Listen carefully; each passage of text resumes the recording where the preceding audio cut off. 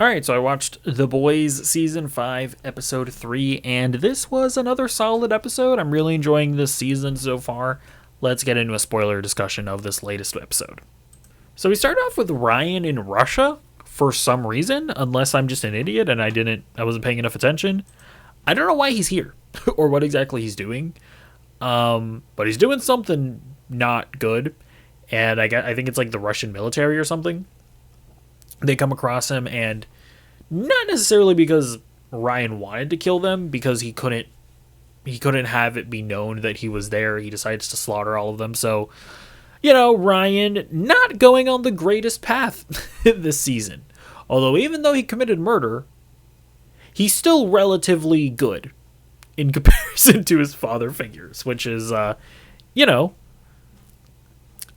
just the state of where these characters are at, isn't it? We also continue with this sort of uneasy alliance between Soldier Boy and Homelander, which I think is really entertaining. I like seeing Homelander clearly vie for the acceptance and what's the word I'm looking for? The I don't know, whatever. He clearly wants to have a relationship with his dad, and it's really endearing, kind of, in a way. In a very strange, dark way. Kind of seeing them sort of warm up to each other. Like, you can kind of see Soldier Boy becoming a little less, I feel like, or maybe not becoming less disgusted by who Homelander is, but he kind of starts accepting it a little more. At least it kind of feels like throughout this episode. It's going to be very interesting to see if we sort of see them at some point garner some kind of weird father-son relationship. But yeah, clearly Soldier Boy is not like a super moral guy, and he's clearly willing to be a part of the Seven and work with Homelander so long as he can become a superhero again and be a part of, the limelight and whatnot. We also get the return of Stan Edgar. The boys go to try to see if he knows where like the original serum is or whatever. And yeah, I mean, Giancarlo Esposito is still great in this episode. His character has felt a little stale in the past seasons because like he was such a standout in like whenever he first showed up and he was like the head of Vought or whatever. And we've kind of just been seeing him, it feels like, hiding out these past couple of seasons along with his appearance in Gen V. But I really like how here in this final season, it's like he's scheming again. We see with that conversation with Mother's Milk that he's vying to, when all of this is over, come back and take over Vought. So I appreciate that Stan Edgar is not just lying by. He has a plan, and he plans to come out on top when all of this is over. We also meet Translucent Sun, Maverick. Was he in Gen V, actually? I feel like he might have been. But, yeah, I feel like his addition was really interesting, right? Because Huey, for the most part, is like a moral character. He's one of the more moral people on the show. He's definitely one of the few people on this show with a conscience and that feels guilty about the things that he's done. But yeah, I mean, I feel like this Maverick character is sort of here to paint Huey. I feel like it kind of make him understand a little more where Starlight is coming from, where they've done things, right? Like in order to fight Homelander and fight Vought, they've had to do some dark shit, and sometimes you've just done that dark shit and you can't reason with it. You can't ask for forgiveness from the people that you've done it to because they're not interested in giving it to you. So it's an interesting way to like make Huey sort of accept that fact and sort of bring him to a bit of a middle ground, to the super optimistic place that he is at the beginning of the season, and to the depths of darkness that Starlight is currently at. We also see what's her name, Zoe. We also see Zoe remind him of that. Also in this scene, she's she she talks to him about her dad because she doesn't know that her dad is alive. Does Huey know that this scientist guy is her dad? Because if so, then he's currently right now in real time also being dishonest with her. So, yeah, I feel like this episode is just, it really goes to show that Huey, as good of a character as he is, he's obviously like one of the better people in this group, and that's a part of the show. Even he has his demons, and even he is having to do shady stuff in order to win. And I mean, what even is there to say about this sequence? We get the return of Madeline Stillwell, where Homelander is having some like schizo vision where he's deciding that he is like a messiah figure. We have this episode come out literally the same exact week that Trump is schizo posting on Truth Social, posting an AI generated picture of himself as Jesus. You actually cannot make this up.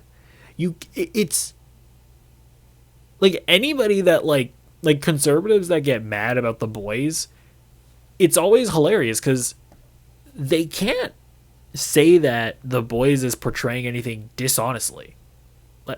Notice that, right?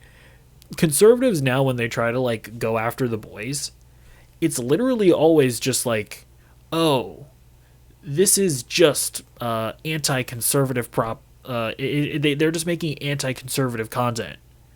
They're not saying it's wrong. They're not saying that it's inaccurate.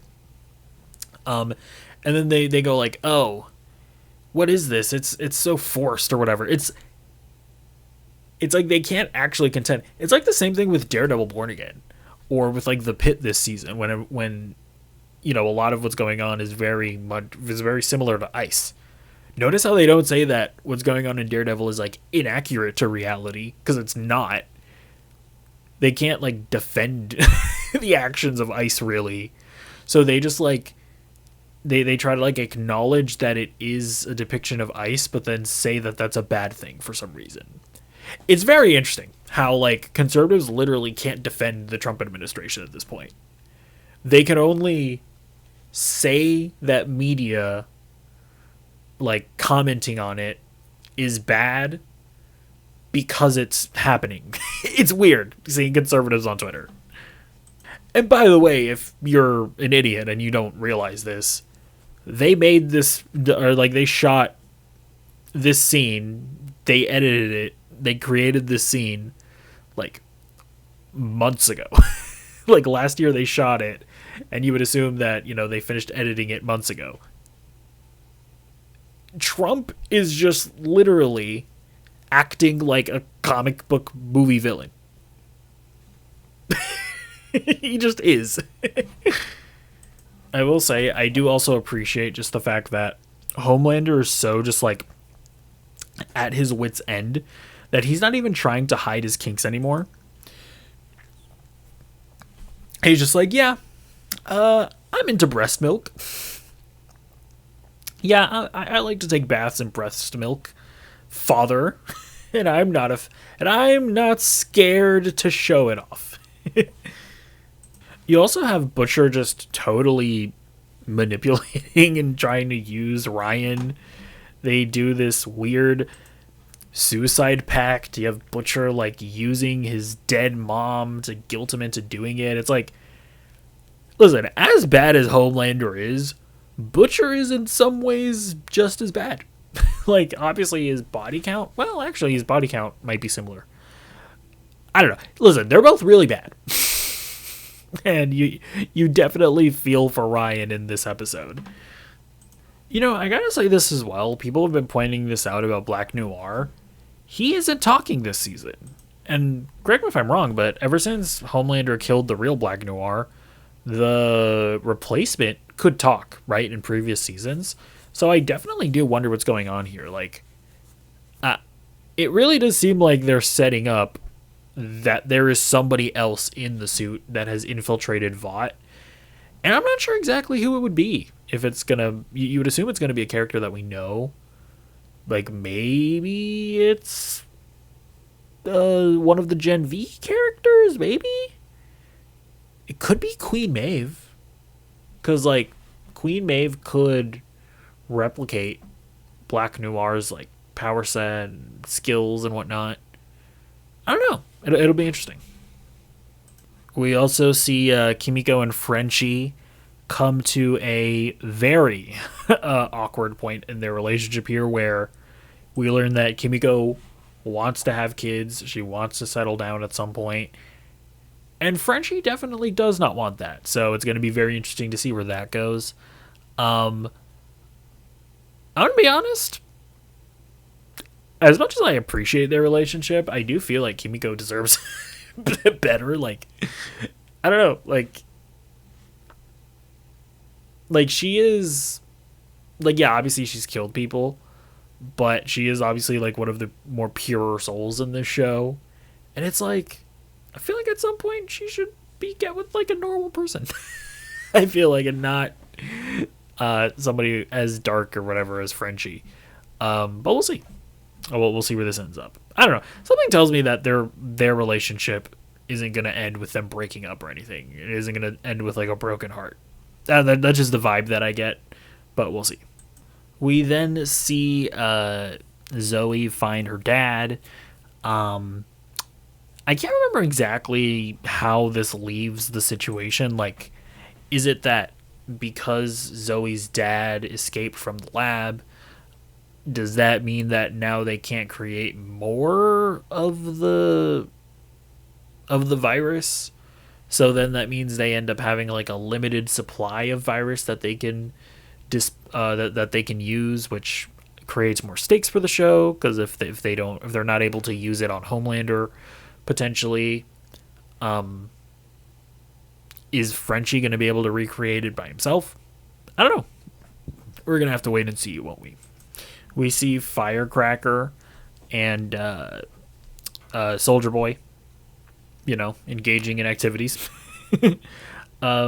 Interesting dialogue between them, right? We learned that Firecracker is like, she hates Homelander, obviously. And she, like all the other characters in the show, think he's kind of pathetic and whatnot. And it's definitely interesting getting to hear that dialogue from her. We get some really, really funny dialogue from Soldier Boy, talking about how, listen, he likes for there to be he likes there to be shrubbery when he goes down in the jungle. And you know what? You gotta respect it. We obviously have this really disturbing scene where Homelander beats the shit out of Ryan. Butcher obviously tells him that Homelander raped his mom and all that. And I think that this was the intention of this scene, sort of the way that it played out, where, Ryan was on the floor and Homelander was like slowly getting on top of him, telling him to like shush and stuff like that. I feel like it is kind of trying to, like, obviously he doesn't rape Ryan or anything, but like it kind of feels like it. I don't know. I feel like there's something. I feel like that is a creative choice that the show is trying to do. I don't think I'm looking too deep into it. It's very disturbing, and I feel like it kind of puts Ryan in his mom's shoes of, being forced into this relationship with Homelander. We also get some interesting developments over at Edgar's base, where we see Edgar fully play his cards. He betrays the boys, but then he obviously gets captured himself. We see the Deep sort of take credit for capturing Edgar sort of on his own. He's at least going to try to make it seem that way. But honestly, maybe the best scene of the episode, I would argue the best acted scene of the episode, is this scene where Starlight thinks that Huey dies, and you can really see it in the actress's performance. What's her name, actually? Erin Moriarty. Yeah, like you can really see in her performance sort of that moment where she thinks that Huey dies, and she just like goes into this like dark place, and she like snaps that character's head, and you can just see her totally break down. Really well acted scene. But yeah, that was this episode of The Boys. I thought that it was really solid. Let me know what you think in the comments down below, and I'll see you in the next video. Goodbye.